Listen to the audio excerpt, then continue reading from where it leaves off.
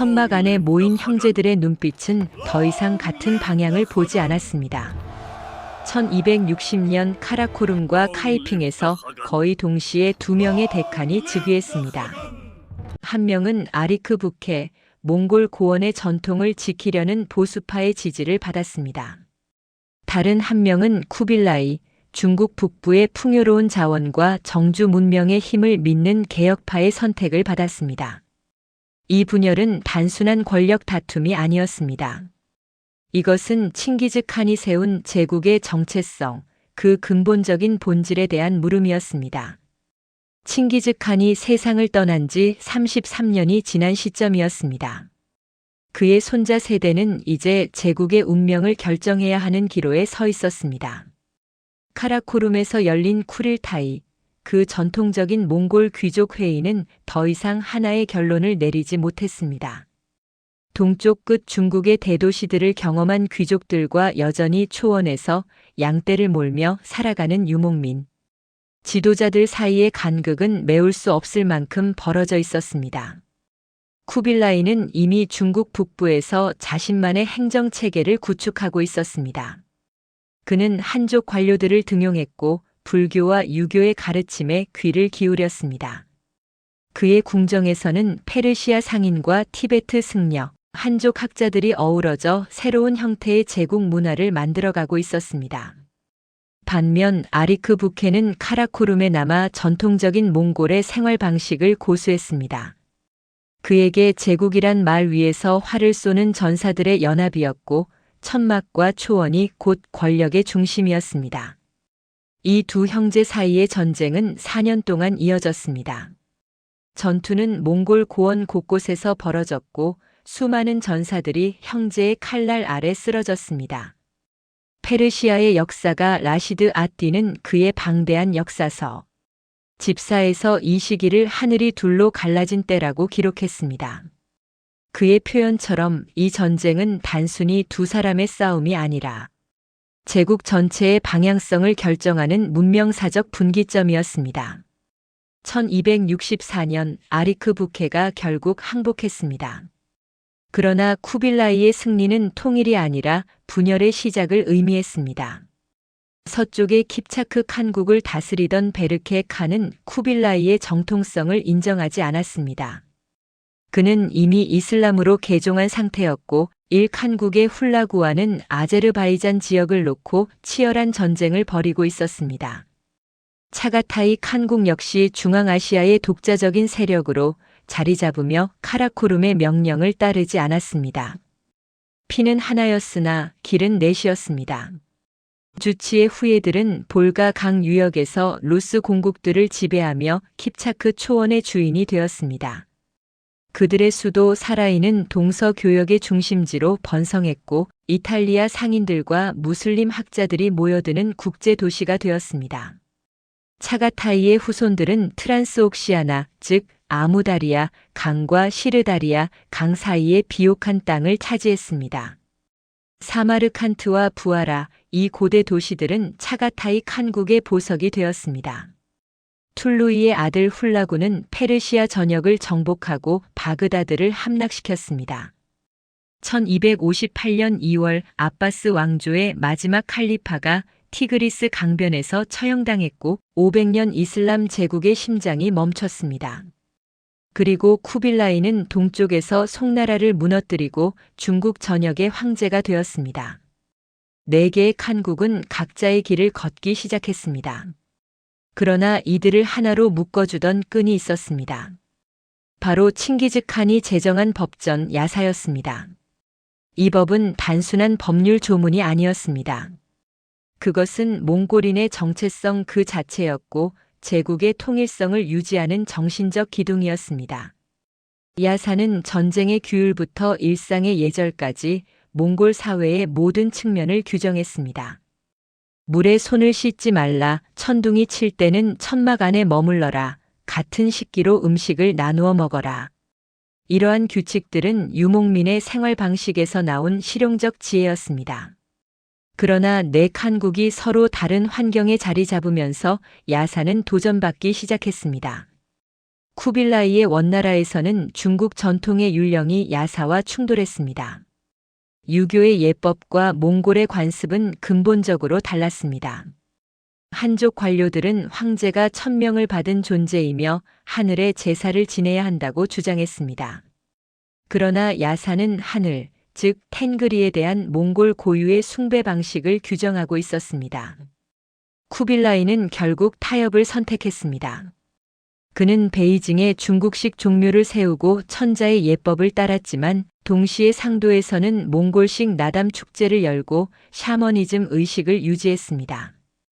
일칸국에서는 더 급격한 변화가 일어났습니다. 훌라구 자신은 불교와 기독교에 우호적이었고 그의 부인 도쿠즈 카투는 독실한 네스토리우스파 기독교도였습니다.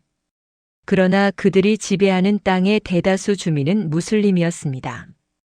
페르시아의 행정 체계는 이슬람법, 즉 샤리아를 기반으로 작동했습니다.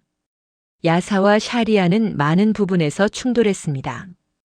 야사는 동물의 목을 베어 피를 흘리는 도살 방식을 금지했지만 이슬람의 할랄 도살법은 정확히 그 방식을 요구했습니다. 야사는 강물에서 목욕하는 것을 금기시했지만 이슬람은 정결한 몸으로 기도할 것을 명령했습니다. 킵차크 칸국의 베르케 칸은 1260년대 초 이슬람으로 개종한 최초의 칭기즈 칸 후의 군주였습니다. 그의 개종은 정치적 동맹, 특히 이집트의 맘루크 술탄국과의 관계 강화를 위한 전략이기도 했습니다. 그러나 개종의 순간 그는 야사의 일부 규정을 더 이상 따를 수 없게 되었습니다. 이슬람 율법학자들이 그의 궁정에 들어왔고 그들은 야사의 많은 조항이 샤리아와 양립할 수 없다고 주장했습니다. 베르케는 조심스럽게 균형을 잡았습니다. 그는 공개적으로 무슬림으로서의 정체성을 드러냈지만 몽골 귀족들 사이에서는 여전히 전통적인 쿠릴타이를 개최하고 야사의 핵심 원칙들을 존중했습니다. 차가타이 칸국은 야사를 가장 강력하게 고수하려 했던 집단이었습니다. 중앙아시아의 초원과 오아시스 도시들에서 차가타이의 후예들은 자신들이야말로 칭기즈 칸의 진정한 계승자라고 믿었습니다. 그들은 이슬람화를 거부했고 정주민들을 경멸했습니다. 1260년대와 1270년대 내내 차가타이 칸국의 지배자들은 부하라와 사마르칸트의 무슬림 주민들에게 무거운 세금을 부과하고 그들의 종교 활동을 제한했습니다. 그러나 역설적이게도 이 고집스러운 전통 고수는 차가타이 칸국을 가장 불안정한 국가로 만들었습니다. 유목민 소수가 정주 다수를 억압하는 구조는 지속 가능하지 않았습니다. 1271년 쿠빌라이는 공식적으로 국호를 대원이라고 선포했습니다. 이것은 상징적인 선언이었습니다. 원이라는 이름은 주역에서 따온 것으로 완전히 중국식 왕조명이었습니다. 이 순간 쿠빌라이는 자신이 더 이상 몽골 제국의 대칸이 아니라 중국 천하의 황제임을 천명한 것입니다. 서쪽의 세 칸국은 이 선언을 정통성 찬탈로 받아들였습니다. 카이두 오고타이의 손자는 중앙아시아에서 반란을 일으켰습니다. 그는 쿠빌라이가 칭기즈 칸의 유산을 배신했다고 비난하며 40년 가까이 원나라와 전쟁을 벌였습니다. 1280년대에 이르러 네 칸국 사이의 소통은 거의 끊어졌습니다. 한때 역참 제도를 통해 긴밀하게 연결되어 있던 제국의 동맥은 이제 각 칸국의 국경에서 막혔습니다. 사신들은 여전히 오갔지만 그들은 이제 형제 국가가 아니라 외국을 방문하는 외교관이었습니다. 원나라의 사신이 일칸국에 도착하면 그들은 페르시아어로 된 의전 문서를 받았고 이슬람식 환영 의식에 참여해야 했습니다. 킵차크 칸국의 사절단이 원나라에 오면 중국식 조복을 입고 황제에게 309고두의 예를 올려야 했습니다. 야사는 여전히 명목상으로는 네 칸국 모두에서 존중받았습니다. 그러나 실제 적용에서 그 의미는 점점 희미해졌습니다. 원나라에서 야사는 몽골인과 생목인 그리고 한족을 구별하는 민족 등급 제도의 법적 근거로 축소되었습니다. 칸국에서는 가잔 칸의 개혁 이후 완전히 이슬람법으로 대체될 운명이었습니다. 킵차크 칸국에서는 튀르크 유목 전통과 혼합되어 새로운 형태의 관습법이 되었습니다.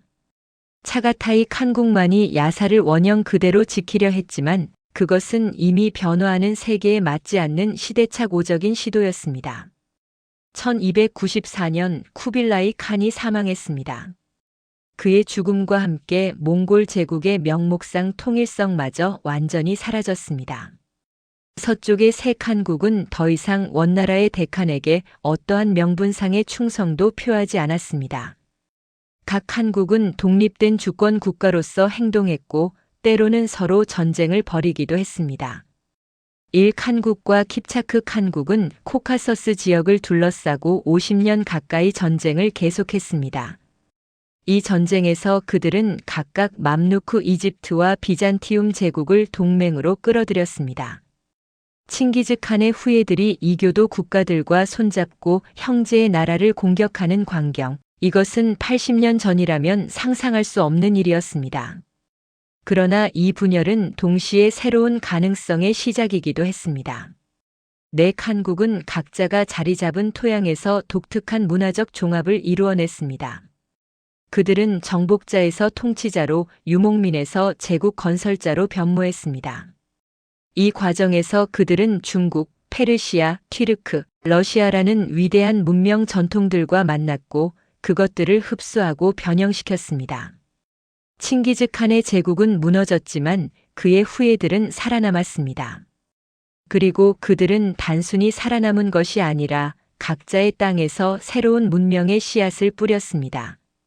1300년에 이르러 상황은 명확해졌습니다. 더 이상 하나의 몽골 제국은 존재하지 않았습니다.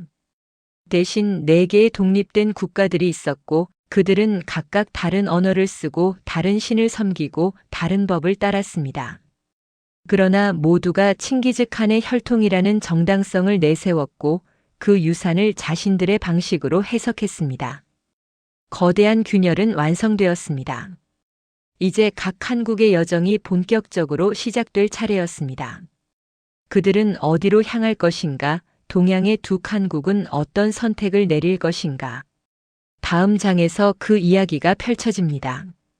동쪽 끝의 두 칸국은 서로 다른 바다를 향해 노를 저었습니다. 한 배는 황하의 탕류 속으로, 다른 배는 볼가의 차가운 물결 속으로 들어갔습니다. 그들은 모두 칭기즈 칸의 후예였지만 그들이 선택한 미래는 너무나 달랐습니다. 1271년 겨울 쿠빌라이 칸은 베이징, 당시 이름으로 대도의 새 궁전에 앉아 있었습니다. 그의 앞에는 한족 재상들이 늘어서서 절을 올렸습니다. 그들은 비단 관복을 입고 호를 들고 있었으며 완벽한 중국식 예법으로 황제를 아련했습니다. 이 광경은 40년 전이라면 상상조차 할 수 없는 것이었습니다. 초원의 전사들이 중국의 관료 제도를 받아들이고 유목민의 칸이 천자의 옷을 입는다는 것, 이것은 혁명적인 변화였습니다. 쿠빌라이의 선택은 실용주의에서 비롯되었습니다. 중국은 너무나 컸고 너무나 복잡했으며 너무나 부유했습니다. 송나라를 정복한 후 원나라의 인구는 약 8천만에 달했습니다. 이 중 몽골인은 겨우 100만 남짓이었습니다. 100명 중 1명도 되지 않는 정복자가 어떻게 이 거대한 제국을 다스릴 수 있을까요? 쿠빌라이는 답을 알고 있었습니다. 중국의 제도를 활용해야 한다는 것을. 대도는 원나라의 심장이 되었습니다. 마르코 폴로는 1275년 이 도시에 도착했을 때의 경험을 그의 여행기에 상세히 기록했습니다. 그는 도시의 거리가 완벽하게 직선으로 뻗어 있고 수많은 시장에서 세계 각지의 상품이 거래되는 모습에 경탄했습니다. 폴로가 본 대도는 중국과 몽골이 혼합된 독특한 공간이었습니다. 황궁의 건축은 중국식이었지만 궁정의 축제는 몽골식이었습니다. 관료들은 한문으로 문서를 작성했지만 칸과의 대화는 몽골어로 이루어졌습니다. 쿠빌라이는 중국의 전통적인 삼성육부 제도를 부활시켰습니다. 중서성, 추밀원, 어사대가 다시 설치되었고 육부가 행정을 담당했습니다. 그러나 동시에 그는 몽골 고유의 통치 구조도 유지했습니다. 천호제가 계속 작동했고 몽골 귀족들은 여전히 자신들의 울루스, 즉 영지를 다스렸습니다. 이 이중 구조는 복잡했지만 효과적이었습니다. 한족 관료들이 세금을 거두고 문서를 작성하는 동안 몽골 귀족들은 군사력을 장악하고 최종 결정권을 유지했습니다. 그러나 쿠빌라이의 가장 논란스러운 정책은 민족 등급 제도였습니다. 원나라의 모든 사람들은 4개의 계급으로 나뉘었습니다. 첫 번째는 몽골인, 두 번째는 생목인, 즉 중앙아시아와 서역에서 온 사람들이었습니다. 세 번째는 한인, 북중국의 한족과 거란, 여진족을 포함했습니다. 네 번째는 남인, 즉 송나라 출신의 남중국 한족들이었습니다. 이 서열은 법적 권리, 관직 진출, 심지어 형벌의 경중에까지 영향을 미쳤습니다. 이 제도는 역설적이었습니다. 쿠빌라이는 중국 문명을 받아들였지만 동시에 몽골인의 특권을 철저히 보호하려 했습니다. 과거 제도는 폐지되었습니다. 1000년 넘게 중국 관료 선발의 핵심이었던 과거가 사라진 것입니다. 대신 관직은 주로 세습되거나 추천을 통해 임명되었습니다. 이것은 한족 지식인들에게 큰 좌절이었습니다. 수십 년 동안 유교 경전을 공부해도 출세할 길이 막혀버렸습니다. 1315년 쿠빌라이 사후 약 20년이 지나서야 과거 제도가 부분적으로 부활했습니다. 그러나 이것조차 불평등했습니다. 몽골인과 생목인에게는 더 쉬운 시험이 주어졌고 합격 정원도 따로 배정되었습니다. 남인 한족에게는 가장 어려운 시험이 주어졌고 합격자 수도 가장 적었습니다. 이러한 차별은 원나라 내내 계속되었고 결국 한족 지식인들의 불만을 키웠습니다. 그럼에도 불구하고 원나라 시대의 중국 문화는 계속 발전했습니다. 원곡이라 불리는 연극 형식이 크게 융성했습니다. 관한경의 두화원, 왕실보의 서상기 같은 작품들이 이 시기에 탄생했습니다. 이 연극들은 몽골 지배 하에서도 한족 문화의 생명력이 꺾이지 않았음을 보여주었습니다. 오히려 몽골의 다문화적 환경이 새로운 예술 형식의 탄생을 촉진했습니다. 같은 시기 서쪽에서는 전혀 다른 이야기가 펼쳐지고 있었습니다. 킵차크 칸국, 금장 칸국으로도 불리는 이 제국은 볼가 강 유역을 중심으로 광대한 초원지대를 장악하고 있었습니다. 이들의 영토는 서쪽으로는 다뉴브 강에서 동쪽으로는 이르티시 강까지, 남쪽으로는 카스피해에서 북쪽으로는 시베리아 타이가까지 뻗어 있었습니다.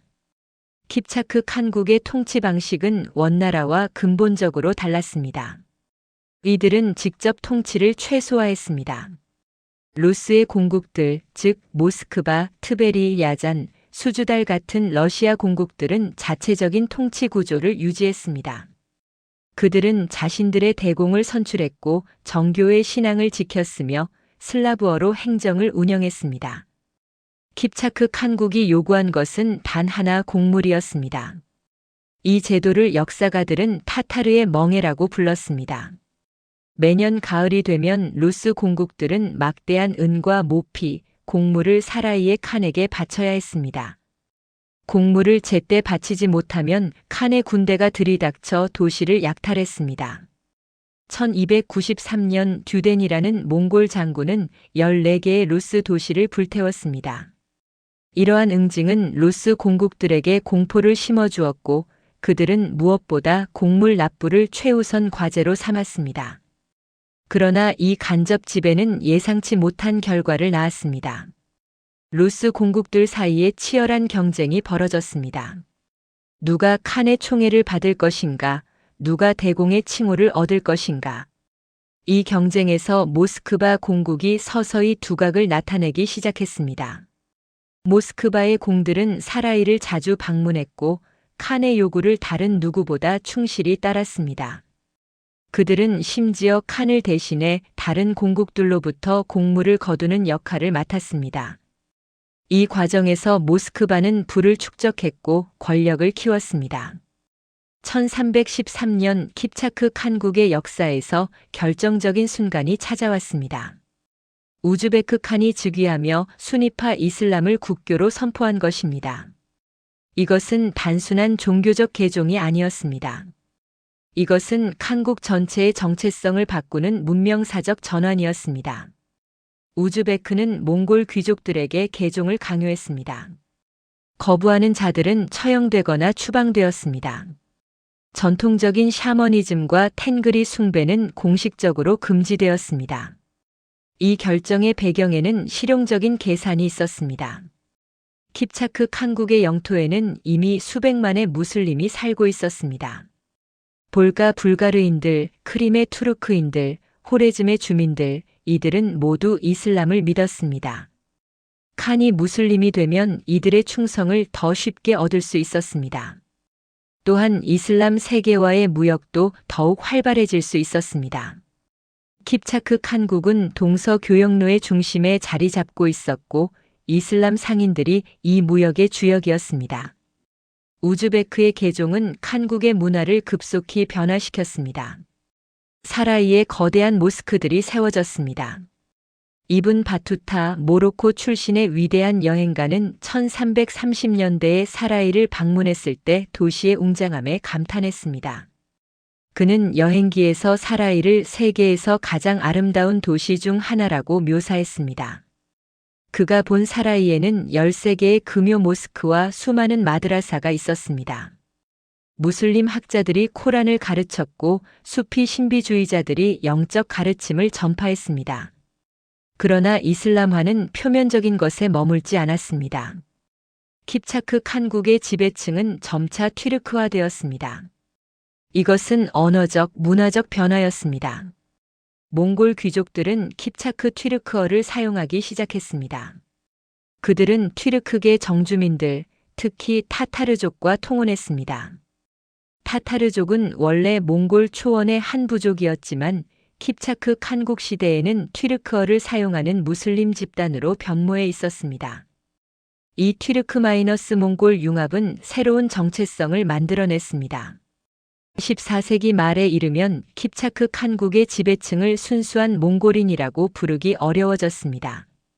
그들은 혈통상으로는 몽골 귀족의 후예였지만 언어는 튀르크어를 썼고 종교는 이슬람이었으며 생활 방식은 유목과 정주가 혼합된 것이었습니다. 후대의 역사가들은 이들을 타타르라고 불렀고 이 명칭은 오늘날까지 남아 있습니다. 루스 공국들은 칸국의 이슬람화를 조심스럽게 지켜보았습니다. 다행히도 우즈베크 칸과 그의 후계자들은 종교적 관용을 유지했습니다. 정교회는 면세 특권을 계속 누렸고 주교들은 칸으로부터 보호를 받았습니다. 이것은 전략적 선택이었습니다. 칸들은 루스인들의 종교적 감정을 자극하지 않으려 했습니다. 그들이 원한 것은 순종과 공물이었지 개종이 아니었습니다. 그러나 킵차크 칸국의 이슬람화는 루스와 초원 사이에 새로운 문화적 장벽을 만들었습니다. 이전까지 몽골 칸들과 루스 공들 사이에는 어느 정도의 문화적 교류가 있었습니다. 몽골 귀족들은 이교도였고 루스인들도 정교회 이전의 슬라브 전통을 기억하고 있었습니다. 그러나 칸국이 무슬림이 되자 루스인들은 이들을 더욱 이질적인 존재로 인식하기 시작했습니다. 이슬람의 타타르라는 이미지가 형성되었고 이것은 훗날 러시아 정체성 형성에 중요한 영향을 미쳤습니다. 동쪽의 원나라와 서쪽의 킵차크 칸국, 두 제국의 선택은 극명하게 대비되었습니다. 원나라는 고도로 발전한 정주 문명을 받아들이며 직접 통치를 추구했습니다. 그들은 중국의 제도를 활용했지만 동시에 몽골인의 특권을 법적으로 보장하며 민족적 정체성을 지키려 했습니다. 반면 킵차크 칸국은 간접 통치를 유지하며 유목 전통을 오래 보존했습니다. 그들은 이슬람과 튀르크 문화를 받아들이며 자연스럽게 변모했고 결국 몽골보다는 튀르크-이슬람 정체성에 가까워졌습니다. 두 제국 모두 정주 문명의 힘을 인정해야 했습니다. 그러나 그 수용 방식은 완전히 달랐습니다. 원나라는 중국 문명의 껍데기를 입었지만 몽골의 심장을 지키려 했습니다. 킵차크 칸국은 이슬람 문명의 정신을 받아들이며 몽골의 형태를 서서히 잃어갔습니다. 이 두 가지 길은 모두 생존 전략이었습니다. 그리고 둘 다 나름의 성공을 거두었지만 동시에 예상치 못한 대가를 치러야 했습니다. 원나라의 한족화는 안정을 가져왔지만 동시에 몰락의 씨앗을 품고 있었습니다. 민족 차별은 한족의 불만을 키웠고 결국 14세기 중반 홍건적의 난으로 폭발했습니다. 킵차크 칸국의 튀르크마이너스 이슬람화는 칸국을 유라시아 무역 네트워크의 중심으로 만들었지만 동시에 몽골 정체성의 희석을 가져왔습니다. 15세기에 칸국이 분열되었을 때 그 후계 국가들은 이미 몽골 제국이 아니라 튀르크마이너스 타타르 한국들이었습니다. 두 칸국의 이야기는 우리에게 중요한 질문을 던집니다. 정복자는 과연 누구를 정복하는 것일까요? 때로는 정복당한 문명이 정복자를 삼켜버립니다. 원나라와 킵차크 칸국의 운명이 바로 그것을 증명합니다. 1258년 2월 10일 바그다드의 하늘이 붉게 물들었습니다. 티그리스 강변에 세워진 찬란한 도시, 500년 동안 이슬람 세계의 심장이었던 아바스 왕조의 수도가 불타고 있었습니다. 훌라구의 군대가 성벽을 무너뜨리고 들어왔고 일주일 동안 약탈과 살육이 계속되었습니다. 역사가들은 그때 죽은 사람의 수를 20만에서 100만 사이로 추정합니다. 정확한 숫자는 아무도 모릅니다. 너무나 많은 사람이 죽었기 때문입니다. 마지막 칼리파 알 무스타심은 훌라구 앞에 끌려왔습니다. 페르시아의 역사 기록에 따르면 훌라구는 칼리파를 융단에 말아넣고 말발굽으로 짓밟아 죽였다고 합니다. 왜 그런 방식이었을까요? 몽골인들은 왕족의 피를 땅에 흘리는 것을 불경하다고 여겼기 때문입니다. 아이러니했습니다. 이슬람 세계의 최고 지도자를 죽이면서도 그들은 자신들의 전통적 금기를 지켰던 것입니다. 바그다드의 함락은 이슬람 역사에서 가장 충격적인 사건 중 하나였습니다. 지혜의 집, 그 유명한 도서관이 불탔습니다. 수십만 권의 책이 티그리스 강에 던져졌고 역사가들은 강물이 책의 잉크로 검게 변했다고 기록했습니다.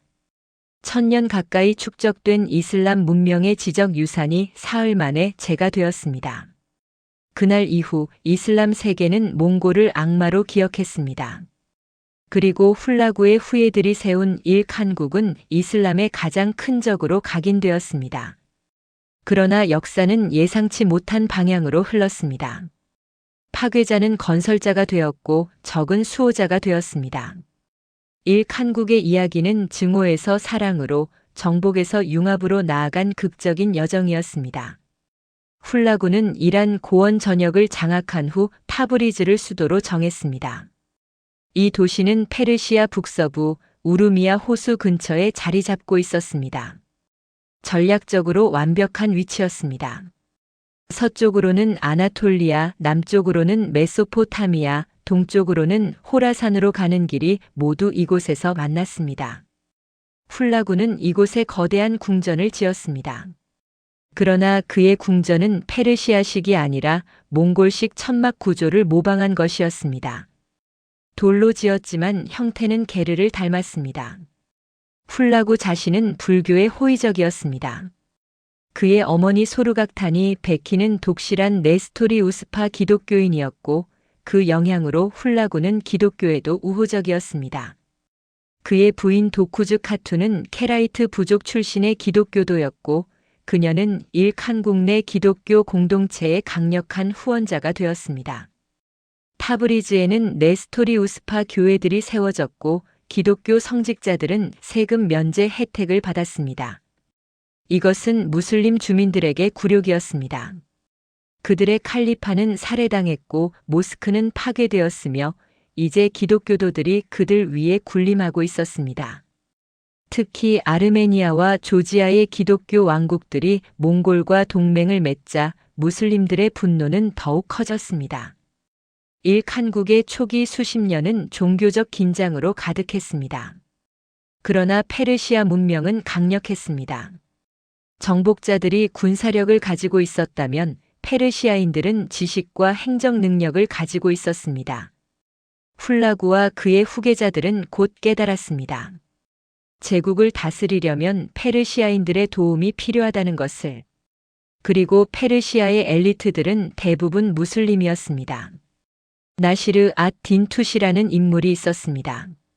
그는 페르시아의 위대한 천문학자이자 수학자였습니다. 바그다드가 함락되기 전 그는 이스마일파의 요새 알라무트에 있었습니다. 몽골군이 알라무트를 공격했을 때 투시는 훌라구에게 항복하며 자신의 학문적 재능을 제공했습니다. 훌라구는 그를 환대했고 투시를 위해 마라게의 거대한 천문대를 건설해 주었습니다. 마라게 천문대는 1259년에 완공되었습니다. 이것은 당시 세계에서 가장 진보된 천문 관측 시설이었습니다. 투시는 이곳에서 중국, 페르시아, 아랍의 천문학자들을 모아 연구팀을 구성했습니다. 그들은 천체의 움직임을 관측하고 정밀한 천문표를 작성했습니다. 투시의 이란 천문표는 중세 천문학의 걸작으로 평가받습니다. 놀라운 것은 이 모든 업적이 바그다드 함락 직후에 이루어졌다는 사실입니다. 파괴의 먼지가 채 가시기도 전에 새로운 학문의 중심이 탄생하고 있었던 것입니다. 투시는 무슬림이었지만 훌라구는 그의 종교를 문제 삼지 않았습니다. 오히려 그의 지식을 높이 평가했습니다. 이것은 일칸국 초기의 특징이었습니다. 종교보다 능력이 중요했습니다. 페르시아의 유능한 관료들이 하나둘씩 몽골 궁정으로 들어왔습니다. 그들은 세금 제도를 정비했고 토지 조사를 실시했으며 법률을 정리했습니다. 몽골 칸들은 군사와 외교를 담당했지만 실제 행정은 페르시아 관료들의 손에 있었습니다. 1282년 아바카 칸이 죽고 그의 동생 아흐마드가 즉위했습니다. 아흐마드는 일칸국 역사상 최초로 이슬람으로 개종한 칸이었습니다. 그는 즉위하자마자 자신의 이름을 아흐마드 테구데르로 바꾸었고 무슬림으로서의 정체성을 분명히 했습니다. 그는 타브리즈의 교회들을 폐쇄하고 모스크 건설을 명령했습니다. 이것은 혁명적인 변화였습니다. 그러나 아흐마드의 개종은 시기상조였습니다. 몽골 귀족들은 격렬히 반발했습니다. 그들은 여전히 텐그리를 숭배했고 조상들의 전통을 지키기를 원했습니다. 불과 2년 후 1284년 아흐마드는 쿠데타로 폐위되었고 곧 처형당했습니다. 그의 뒤를 이은 아르군 칸은 다시 불교와 기독교를 우대했습니다. 이슬람으로의 전환은 또다시 미뤄졌습니다. 그러나 시간은 이슬람의 편이었습니다. 일칸국의 영토에서 무슬림은 압도적 다수였습니다. 페르시아인, 아랍인, 튀르크인 대부분이 이슬람을 믿었습니다. 몽골 지배층은 바다 위의 섬과 같았습니다. 그들은 주변의 문화적 압력을 영원히 거부할 수 없었습니다. 특히 몽골 귀족들이 페르시아 여성들과 결혼하면서 다음 세대는 점차 페르시아화되었습니다. 1295년 결정적인 순간이 찾아왔습니다. 가잔 칸이 즉위하기 직전 그는 이슬람으로 개종했습니다. 이번에는 달랐습니다. 가잔은 강력한 군사 지도자였고 몽골 귀족들의 전폭적인 지지를 받고 있었습니다. 그는 개종을 강요하지 않았지만 분명한 메시지를 보냈습니다. 일칸국은 이제 이슬람 국가가 될 것이라고. 가잔의 개종은 실용주의와 신념의 결합이었습니다. 라시드 앗-딘의 기록에 따르면 가잔은 어린 시절부터 페르시아 문화에 깊이 매료되어 있었습니다. 그는 페르시아어를 유창하게 구사했고 페르시아 시를 암송할 수 있었습니다. 그는 또한 정치적 현실주의자였습니다. 무슬림 신민들의 충성을 얻으려면 그들의 신앙을 받아들여야 한다는 것을 알고 있었습니다. 개종 후 가잔은 대대적인 개혁을 단행했습니다. 그는 먼저 행정 체계를 정비했습니다. 부패한 관료들을 숙청하고 세금 제도를 개혁했으며 토지 소유권을 재정비했습니다. 그는 라시드 앗-딘을 재상으로 임명했습니다. 이 선택은 역사를 바꾸었습니다. 라시드 앗-딘은 원래 의사였습니다. 유대계 출신이었던 그는 이슬람으로 개종했고 그의 학문적 재능으로 가잔의 신임을 얻었습니다. 가잔은 그에게 제국의 역사를 기록하라는 임무를 주었습니다. 라시드 앗-딘은 이 과제를 세계사로 확장했습니다. 그의 집사 정확한 제목은 사집은 단순히 몽골 제국의 역사가 아니었습니다. 그것은 인류 문명 전체의 역사를 다룬 방대한 저술이었습니다. 라시드 앗-딘은 타브리즈의 학자들을 모았습니다. 중국에서 온 학자들은 중국의 역사를 제공했고 인도의 승려들은 인도의 왕조들을 설명했습니다. 유럽의 상인들로부터는 프랑크 왕국들의 이야기를 들었고 유대교 랍비들과 함께 히브리 성서의 역사를 연구했습니다. 집사는 진정한 의미의 세계사였습니다. 그것은 서로 다른 문명들이 평등하게 다루어진 중세에는 드문 저술이었습니다. 이 책은 페르시아어로 쓰였고 아름다운 사파로 장식되었습니다. 현재 남아있는 집사의 필사본들은 중세 이슬람 세계의 예술적 성취를 보여주는 보물입니다. 몽골 전사들의 모습, 중국 황제들의 초상, 페르시아 건축물들이 정교하게 그려져 있습니다. 이 그림들은 단순한 장식이 아니었습니다. 그것들은 서로 다른 문화들이 일칸국이라는 용광로에서 만나 융합되는 과정을 시각적으로 증언하고 있었습니다. 가잔의 치세는 일칸국의 황금기였습니다. 경제가 회복되었고 무역이 번성했습니다. 타브리즈는 동서교역의 중심지가 되었습니다. 베네치아와 제노바의 상인들이 이곳에 상관을 설치했고 중국의 비단과 향신료가 유럽으로 운반되었습니다. 이탈리아 상인들의 기록에 따르면 타브리즈의 시장은 세계에서 가장 부유한 곳 중 하나였습니다. 온갖 진귀한 상품들이 거래되었고 수십 개 언어가 시장에서 들렸습니다. 건축도 부흥했습니다. 가잔은 타브리즈의 거대한 복합 단지를 건설했습니다. 가잔의 구역이라 불린 이곳에는 모스크, 병원, 도서관, 천문대, 그리고 그의 영묘가 포함되어 있었습니다.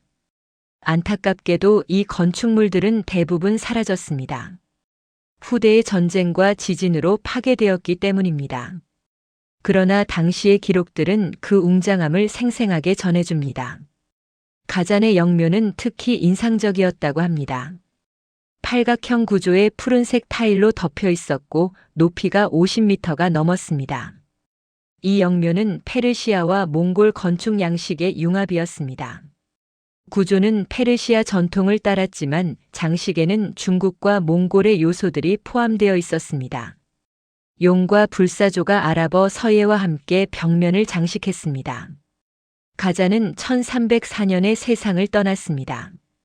그는 겨우 33세였습니다. 짧은 생애였지만 그가 남긴 유산은 거대했습니다. 그의 개혁과 이슬람화 정책은 일칸국을 안정시켰고 페르시아 문명의 부흥을 가져왔습니다. 그의 뒤를 이은 올제이투 칸은 형의 정책을 계승했습니다. 올제이투는 술타니에의 새로운 수도를 건설했고 자신의 영묘로 지금까지 남아있는 장엄한 돔 건축물을 세웠습니다. 술타니에의 돔은 오늘날까지 이란에서 가장 인상적인 건축물 중 하나입니다. 높이 50m가 넘는 이중돔 구조는 당시 기술의 정점을 보여줍니다. 이 돔은 후대 페르시아 건축에 큰 영향을 미쳤고 심지어 인도 무굴 제국의 타지마할에까지 그 영향이 이어졌습니다. 일칸국은 1330년대에 급격히 쇠퇴하기 시작했습니다. 아부 사이드 칸이 1335년 후사 없이 죽자 제국은 분열되었습니다. 여러 지역 군벌들이 일칸의 후예를 자처하며 권력을 다투었습니다. 불과 20년 만에 통일된 일칸국은 사라졌습니다. 그러나 일칸국의 문화적 유산은 사라지지 않았습니다. 몽골 마이너스 페르시아 융합은 새로운 문명적 종합을 만들어냈습니다.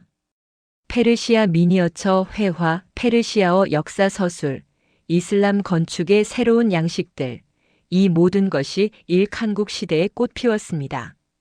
그리고 이 유산은 티무르 제국과 사파비 왕조 그리고 무굴 제국으로 이어졌습니다. 가장 놀라운 것은 변화의 속도였습니다. 1258년 바그다드를 파괴했던 몽골인들이 불과 40년 후에는 이슬람 문명의 후원자가 되어 있었습니다. 파괴자가 건설자로 적이 수호자로 변모하는데 한 세대도 걸리지 않았습니다. 이것은 문화의 힘을 보여줍니다. 군사적 정복은 순간적이지만 문화적 정복은 영원합니다. 일칸국의 역사는 바로 그 진실을 증명합니다. 중앙아시아, 그곳은 세계의 중심이면서 동시에 가장 고립된 땅이었습니다. 천산 산맥의 만년설이 녹아내린 물은 두 개의 위대한 강을 만들었습니다. 아무다리아와 시르다리아, 고대 그리스인들이 옥서스와 약사르테스라 불렀던 강들입니다. 이 두 강 사이의 땅, 트란스옥시아나는 인류 역사에서 가장 비옥하고 문화적으로 풍요로운 지역 중 하나였습니다. 사마르칸트, 부하라, 메르부, 이 도시들의 이름만으로도 실크로드의 영광이 떠올랐습니다. 차가타이 칸국은 바로 이곳에 자리 잡았습니다. 칭기즈칸의 둘째 아들 차가타이가 받은 유산이었습니다. 그러나 이 칸국의 운명은 처음부터 모순으로 가득했습니다. 북쪽에는 끝없는 초원이 펼쳐져 있었고 남쪽에는 찬란한 오아시스 도시들이 있었습니다. 유목과 정주, 초원과 도시, 몽골 전통과 튀르크 마이너스 페르시아 문명, 이 모든 것이 한 제국 안에 공존해야 했습니다. 그리고 이 공존은 평화롭지 않았습니다. 차가타이 자신은 칭기즈칸의 아들 중 가장 보수적이었습니다. 그는 야사의 수호자를 자처했고 어떠한 일탈도 용납하지 않았습니다. 그의 형 주치가 죽었을 때 일부 사람들은 차가타이가 형을 독살했다는 소문을 퍼뜨렸습니다. 진실은 알 수 없지만 이 소문은 차가타이의 냉혹한 성격을 잘 보여줍니다. 그는 아버지의 법을 절대적인 것으로 여겼고 그 법을 위반하는 자는 가족이라도 용서하지 않았습니다. 1242년 차가타이가 세상을 떠났습니다. 그러나 그의 유산, 즉 몽골 순수주의는 칸국에 깊이 뿌리내렸습니다. 그의 후손들은 스스로를 칭기즈칸 제국의 진정한 계승자로 여겼습니다. 원나라는 중국에 동화되어 타락했고 일칸국은 페르시아인들에게 포섭되었으며 킵차크 칸국은 이슬람에 굴복했다고 그들은 생각했습니다. 오직 차가타이 칸국만이 조상의 길을 걷고 있다고 믿었습니다. 그러나 현실은 그들의 믿음을 배신했습니다. 차가타이 칸국의 영토에는 이미 수백 년 전부터 정착한 튀르크계 주민들이 살고 있었습니다.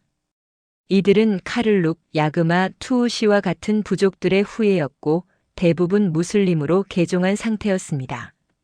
사마르칸트와 부하라는 이슬람 학문의 중심지였습니다.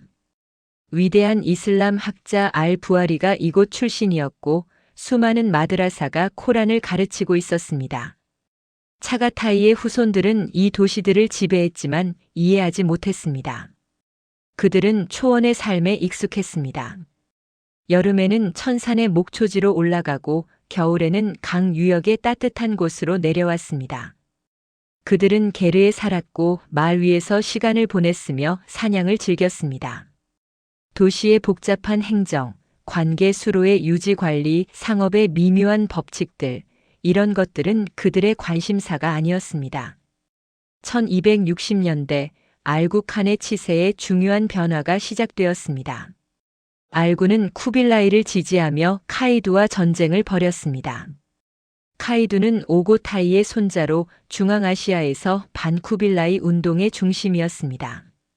이 전쟁은 40년 가까이 지속되었고 차가타이 칸국을 피폐하게 만들었습니다.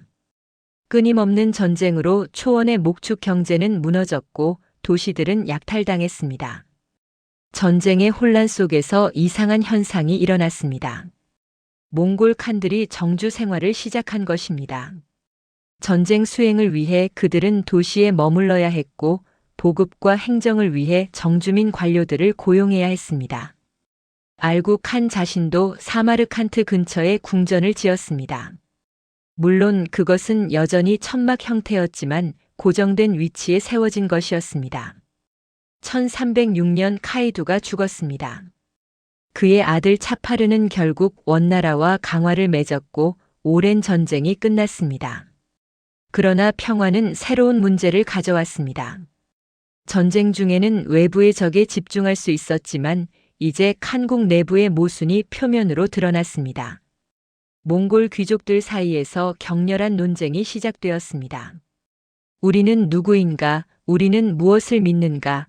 우리는 어디로 가야 하는가? 1318년 케베크 칸이 중대한 결정을 내렸습니다. 그는 사마르칸트 남쪽의 카시에 고정된 수도를 건설했습니다. 이것은 상징적인 사건이었습니다. 유목 제국이 정주 국가로 변모하기 시작한 것입니다. 케베크는 또한 자신의 이름을 딴 화폐를 주조했습니다. 케베크 디나르라 불린 이 은화는 중앙아시아 전역에서 통용되었고 경제적 통합을 촉진했습니다. 그러나 케베크의 개혁은 보수파의 강력한 반발을 불러일으켰습니다. 북부 초원지대의 몽골 유목민들은 이러한 변화를 배신으로 여겼습니다. 그들은 케베크가 조상의 전통을 버리고 정주민의 삶을 택했다고 비난했습니다. 케베크 사후 이 긴장은 폭발했습니다. 1326년 칸국은 사실상 둘로 쪼개졌습니다. 서쪽의 트란스옥시아나 지역은 점차 이슬람화와 정주화의 길을 걸었고 동쪽의 모골리스탄, 즉 천산 이북의 초원지대는 전통적인 유목 생활을 고수했습니다. 두 지역은 명목상으로는 하나의 칸국이었지만 실제로는 서로 다른 세계였습니다. 서차가타이 칸국에서는 이슬람의 영향력이 급속히 커졌습니다. 특히 수피 신비주의가 큰 역할을 했습니다. 낚시반디아 교단의 수피 스승들이 몽골 귀족들에게 접근했습니다. 그들은 이슬람을 강요하지 않았습니다.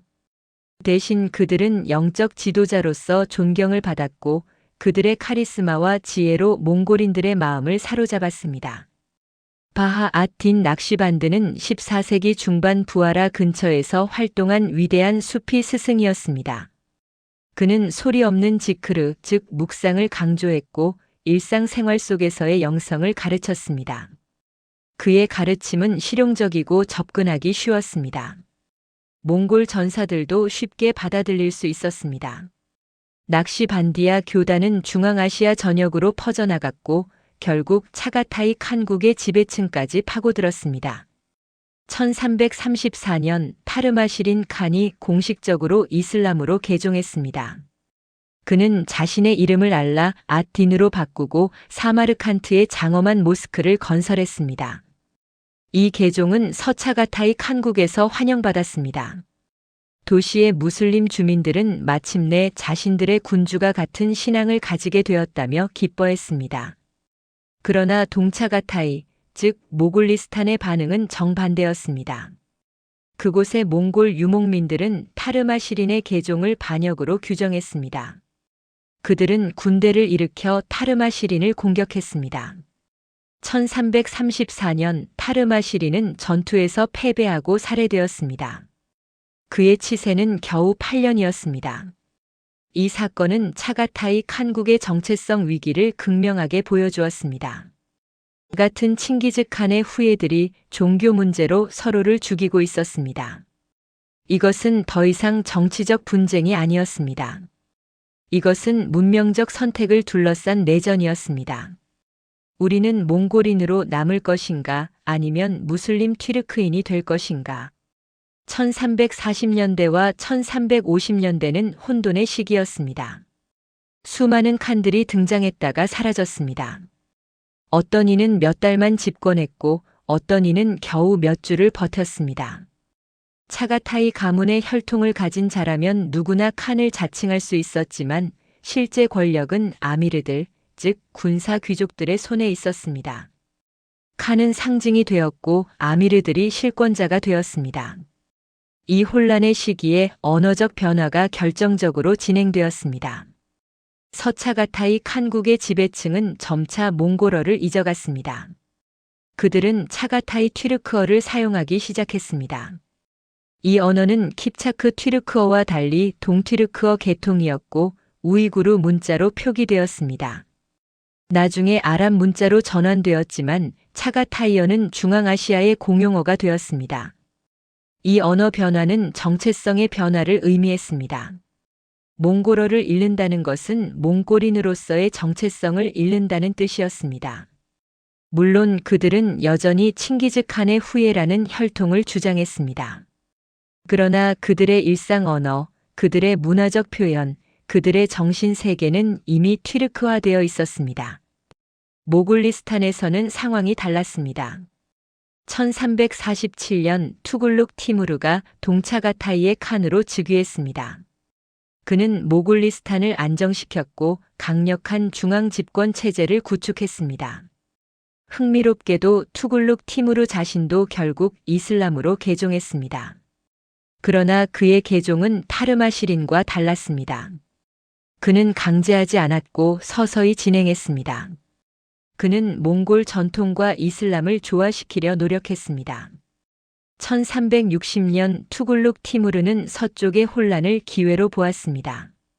그는 트란스옥시아나를 침공하여 사마르칸트를 점령했습니다. 잠시나마 차가타이 칸국은 다시 통일되는 듯 보였습니다. 그러나 이것은 환상이었습니다. 그가 모굴리스탄으로 돌아간 후 서쪽은 다시 혼란에 빠졌습니다. 이 혼란 속에서 한 인물이 부상했습니다. 티무르 후대의 티무르랭, 즉 절름발이 티무르로 알려진 그였습니다. 그는 칭기즈칸의 직계 후손이 아니었습니다. 그는 바를라스 부족 출신의 아미르에 불과했습니다. 그러나 그는 천재적인 군사 지도자였고 냉혹한 정치가였습니다. 티무르는 차가타이 칸국의 붕괴를 지켜보며 중요한 교훈을 얻었습니다. 순수한 몽골 전통만으로는 중앙아시아를 지배할 수 없다는 것을. 그는 몽골의 군사 전통과 이슬람의 정당성, 그리고 튀르크의 문화적 유연성을 결합해야 한다는 것을 이해했습니다. 그는 칭기즈칸의 후손이 아니었기에 스스로 칸이 될 수 없었습니다. 대신 그는 허수아비 칸을 세우고 자신은 아미르로 남았습니다. 1370년 티무르는 사마르칸트를 장악했습니다. 그는 이 도시를 자신의 수도로 만들었고 중앙아시아의 새로운 질서를 구축하기 시작했습니다. 차가타이 칸국은 공식적으로 끝났습니다. 명목상의 차가타이 칸들은 여전히 존재했지만 실제 권력은 완전히 티무르의 손에 있었습니다. 차가타이 칸국의 역사는 비극이었습니다. 그들은 가장 순수한 몽골 정체성을 지키려 했지만 바로 그 고집 때문에 가장 혼란스러운 칸국이 되었습니다. 그들은 변화를 거부했지만 결국 가장 급진적으로 변화했습니다. 14세기 말 차가타이 칸국의 후예들은 더 이상 몽골어를 말하지 않았고 더 이상 텐그리를 숭배하지 않았으면 더 이상 순수한 유목 생활을 하지 않았습니다. 그러나 이 변화가 곧 소멸은 아니었습니다. 차가타이 칸국은 사라졌지만 그것이 만든 문화적 종합은 살아남았습니다. 튀르크 몽골 이슬람의 융합, 이것은 티무르 제국의 기초가 되었고 나중에는 무굴 제국으로까지 이어졌습니다. 차가타이어는 중앙아시아의 문학 언어가 되었고 나부아이와 바부르 같은 위대한 시인들이 이 언어로 걸작을 남겼습니다. 가장 몽골다웠기에 가장 혼란스러웠던 칸국, 차가타이 칸국은 그렇게 역사 속으로 사라졌습니다. 그러나 그것의 유산은 중앙아시아의 땅에 깊이 새겨졌고 새로운 제국들의 토양이 되었습니다. 1368년 9월 대도의 성문이 열렸습니다. 명나라 군대가 들어오고 있었습니다. 원나라의 마지막 황제 토곤 테무르는 서둘러 궁전을 떠났습니다. 그는 북쪽을 향했습니다. 몽골 고원 조상들의 땅으로 돌아가는 길이었습니다. 88년 동안 중국을 지배했던 원나라는 그렇게 끝났습니다. 화려한 궁전과 방대한 영토, 그 모든 것을 뒤로하고 몽골인들은 다시 초원으로 돌아갔습니다. 그러나 이것은 끝이 아니었습니다. 토곤 테무르는 여전히 스스로를 대원의 황제라고 불렀습니다. 역사가들은 이 시기를 북원이라고 부릅니다. 카라코룸을 중심으로 몽골 고원을 장악한 그들은 명나라에 대한 복수를 꿈꾸었습니다. 1370년 토곤 테무르가 사막 어딘가에서 죽었습니다. 그의 아들 아유시리다라가 뒤를 이었고 몽골인들은 계속해서 남쪽 국경을 위협했습니다. 명나라는 북원을 제거하기 위해 수차례 원정을 감행했습니다. 1388년 명의 장수 람정옥이 이끄는 군대가 케룰렌 강 유역에서 북원군을 격파했습니다. 이 전투로 북원의 조직적 저항은 사실상 끝났습니다. 그러나 몽골 부족들 자체는 사라지지 않았습니다. 그들은 흩어졌다가 다시 모였고 분열했다가 재통합되었습니다. 15세기 중반 다얀 칸이라는 인물이 등장했습니다. 그는 몽골 부족들을 다시 통합하고 강력한 군사연맹을 구축했습니다. 그는 원나라의 직계 후손임을 강조하며 정통성을 주장했습니다. 다얀 칸의 후손들은 16세기와 17세기에 걸쳐 몽골 고원을 지배했습니다. 그들은 중국을 다시 정복하지는 못했지만 몽골 정체성을 유지했습니다. 더욱 흥미로운 것은 1636년에 일어난 일이었습니다. 만주족의 청나라가 부상하면서 몽골의 일부 부족들은 청에 복속했습니다. 청의 태종은 자신이 몽골 칸들의 계승자임을 선포하며 대원의 옥세를 받았습니다. 이것은 상징적인 사건이었습니다. 원나라의 유산이 청나라로 이어진 것입니다. 청 황제들은 동시에 중국의 천자이자 몽골의 대칸이라는 이중 정체성을 가졌습니다. 원나라가 남긴 문화적 유산은 중국 문명 속에 깊이 스며들었습니다. 원곡은 명나라와 청나라 시대에도 계속 공연되었고 중국 연극의 중요한 전통이 되었습니다. 원나라 시대에 확립된 행성 제도는 명나라가 그대로 계승했고 오늘날 중국의 성급 행정구역의 기원이 되었습니다. 베이징이 수도로서의 지위를 유지한 것도 원나라의 유산이었습니다. 명나라는 처음에 남경을 수도로 삼았지만 결국 영락제 때 베이징으로 다시 천도했습니다. 서쪽에서는 킵차크 칸국이 완전히 다른 방식으로 변모하고 있었습니다. 14세기 후반 칸국은 급격히 약화되었습니다. 1380년 쿨리코보 전투에서 모스크바 대공 드미트리 돈스코이가 칸의 군대를 격파했습니다.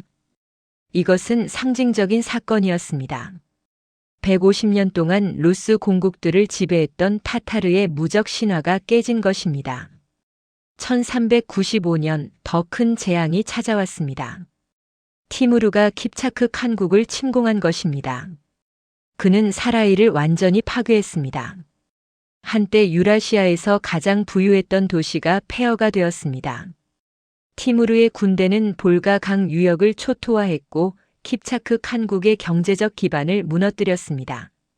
15세기 초 킵차크 칸국은 여러 소규모 칸국들로 분열되었습니다. 카잔 칸국, 크림 칸국, 아스트라한 칸국, 시비르 칸국, 이들은 모두 킵차크 칸국의 후계자를 자처했습니다.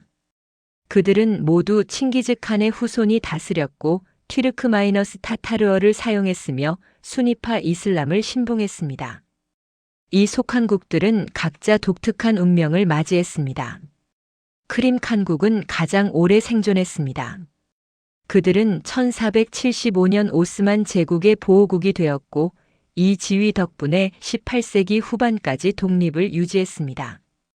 크림의 칸들은 노예 무역으로 부를 축적했습니다. 그들은 우크라이나와 러시아 남부를 습격하여 수십만 명을 포로로 잡아 오스만 제국에 팔았습니다.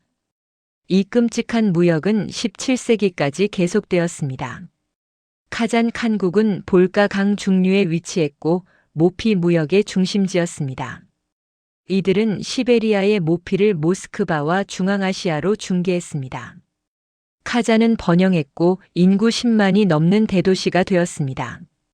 그러나 1552년 이반 뇌제가 이끄는 러시아군이 카잔을 점령했습니다. 한 달간의 치열한 포위전 끝에 도시는 함락되었고 카잔 칸국은 소멸했습니다. 아스트라한 칸국은 1556년 역시 러시아에 정복되었습니다.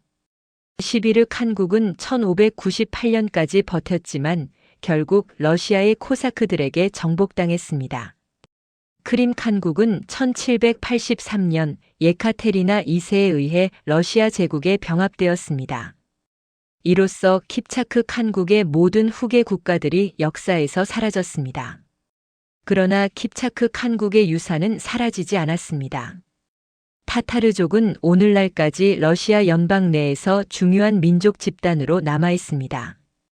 타타르스탄 공화국은 카잔을 수도로 하며 타타르어와 이슬람 전통을 보존하고 있습니다. 크림 타타르인들도 순환의 역사에도 불구하고 자신들의 정체성을 지켜왔습니다. 더욱 중요한 것은 킵차크 칸국이 러시아 국가 형성에 미친 영향이었습니다. 모스크바 대공국이 러시아 제국으로 성장하는 과정에서 그들은 많은 것을 타타르로부터 배웠습니다. 역참 제도, 조세 체계, 군사 조직, 심지어 전제 군주제의 개념까지 이 모든 것에 몽골-타타르의 영향이 있었습니다. 역사가들은 이를 동방 전제주의라고 불렀습니다. 러시아의 차르들은 비잔티움 제국의 후계자를 자처했지만 실제로는 칭기즈 칸의 후예들로부터 많은 것을 계승했습니다. 페르시아에서는 일칸국이 1335년 아부사이드의 죽음과 함께 분열되었습니다. 여러 지역 왕조들이 등장했습니다. 잘라이르 왕조, 무자파르 왕조, 사르바다르 왕조, 이들은 모두 페르시아의 일부를 차지하고 다투었습니다. 혼란은 30년 가까이 지속되었습니다. 1370년 티무르가 중앙아시아에서 부상했습니다. 그는 차가타이 칸국의 혼란을 종식시킨 후 서쪽으로 눈을 돌렸습니다. 1380년대부터 그는 페르시아를 정복하기 시작했습니다. 1387년 그는 이스파한을 점령했습니다. 도시가 반란을 일으키자 그는 7만 명을 학살하고 그들의 두개골로 탑을 쌓았습니다. 티무르의 잔혹함은 훌라구에 버금갔습니다. 1393년 티무르는 바그다드를 점령했습니다. 1398년에는 인도의 델리를 약탈했습니다. 1400년에는 시리아의 다마스쿠스를 파괴했습니다. 1402년에는 아나톨리아의 앙카라에서 오스만 제국의 술탄 바예지드를 포로로 잡았습니다. 티무르의 제국은 순식간에 중앙아시아에서 지중해까지 뻗어나갔습니다. 티무르는 1405년 중국 원정을 준비하던 중 사망했습니다. 그의 제국은 아들들 사이에 분할되었습니다. 티무르의 넷째 아들 샤루크가 페르시아와 호라산을 차지했고 헤라트를 수도로 삼았습니다. 샤루크의 치세는 평화와 문화 부흥의 시기였습니다. 샤루크의 아들 울루그 베그는 위대한 천문학자였습니다. 그는 사마르칸트의 천문대를 건설했고 일칸국의 투시 이후 가장 정밀한 천문 관측을 수행했습니다. 그의 천문표는 17세기까지 중동과 인도에서 사용되었습니다. 울루그 베그는 또한 마드라사를 건설하고 학자들을 후원했습니다. 그러나 1449년 그는 자신의 아들이 사주한 쿠데타로 살해되었습니다. 티무르 제국은 15세기 후반 급격히 쇠퇴했습니다. 내분과 외침으로 영토는 축소되었고 1500년 우즈베크 유목민들이 트란스옥시아나를 장악했습니다. 그러나 티무르의 후손 중 한 명이 새로운 역사를 썼습니다. 바브루, 그는 중앙아시아에서 쫓겨난 후 남쪽으로 내려가 1526년 인도에서 무굴 제국을 건국했습니다. 무굴 제국은 티무르 제국의 문화적 유산을 인도로 가져왔습니다. 바브르는 차가타이 튀르크어로 자서전을 썼습니다. 그의 손자 악바르 대제는 페르시아어를 궁정 언어로 삼았고 페르시아-인도 문화의 융합을 추구했습니다. 무굴 제국의 미니어처 회화는 일칸국과 티무르 제국의 전통을 계승한 것이었습니다. 무굴 제국의 건축은 더욱 놀라웠습니다. 타지마할. 이 세계에서 가장 아름다운 건축물 중 하나는 페르시아 마이너스 중앙아시아 건축 전통의 정수였습니다. 그 이중돔 구조는 칸국 시대 술타니에의 돔에서 비롯되었고 정원 양식은 티무르 시대의 전통이었습니다. 칭기즈 칸의 후예들이 인도에 남긴 가장 위대한 유산은 바로 이 문화적 종합이었습니다. 무굴 제국은 1857년 영국에 의해 최종적으로 멸망했습니다. 마지막 황제 바하두르 샤 2세는 버마로 유배되어 그곳에서 죽었습니다. 칭기즈 칸의 혈통을 이은 마지막 제국이 그렇게 끝났습니다. 정복에서 시작하여 629년 만의 일이었습니다. 그러나 유산은 계속되었습니다. 오늘날 중국의 내몽골과 몽골 공화국에는 여전히 몽골인들이 살고 있고 그들은 칭기즈 칸을 국가의 아버지로 기억합니다. 중앙아시아의 우즈베키스탄, 카자흐스탄, 키르기스스탄, 이 나라들의 정체성에는 몽골 마이너스 투르크 유산이 깊이 새겨져 있습니다. 러시아의 타타르인들은 킵차크 칸국의 후예로서 자긍심을 가지고 있습니다. 이란과 이라크에서는 칸국 시대가 페르시아 문화 부흥기로 기억됩니다. 더욱 놀라운 것은 몽골 제국이 만든 연결성의 유산이었습니다. 13세기와 14세기에 유라시아 대륙은 전례 없는 통합을 경험했습니다. 사람, 물건, 사상이 동쪽 끝에서 서쪽 끝까지 자유롭게 이동했습니다. 이 몽골 평화, 팍스 몽골리카는 세계사의 방향을 바꾸었습니다. 유럽인들은 동양의 불을 직접 목격했고 이것이 대항해 시대의 동기가 되었습니다. 이슬람 세계는 몽골의 충격을 극복하는 과정에서 새로운 역동성을 찾았습니다. 중국은 원나라의 경험을 통해 다민족 제국 운영의 지혜를 배웠습니다. 4개의 칸국은 각자 다른 길을 걸었습니다. 원나라는 한족화를 시도하며 중국 문명과 씨름했고 킵차크 칸국은 튀르크 마이너스 이슬람 정체성으로 변모했으며 칸국은 페르시아 문명의 수호자가 되었고 차가타이 칸국은 정체성의 혼란 속에서 새로운 종합을 낳았습니다. 그들은 모두 멸망했지만 그들이 남긴 문화적 유산은 불멸입니다. 멸망 후에도 살아남은 칭기즈 칸의 피, 그것은 단순히 생물학적 혈통이 아니었습니다. 그것은 문화였고 제도였으며 기억이었습니다. 오늘날 우리가 사는 세계의 많은 부분이 그 4대 칸국의 선택들로부터 형성되었습니다. 동아시아의 다민족 국가 전통, 중앙아시아의 튀르크 마이너스 이슬람 정체성, 러시아의 광대한 영토와 강력한 중앙 집권, 이란의 페르시아 마이너스 이슬람 문화 종합, 이 모든 것이 칭기즈 칸 후예들의 유산입니다. 역사는 순환하지 않습니다. 그러나 울림은 계속됩니다. 13세기 몽골 초원에서 시작된 폭풍은 세기를 넘어 여전히 우리에게 메아리치고 있습니다.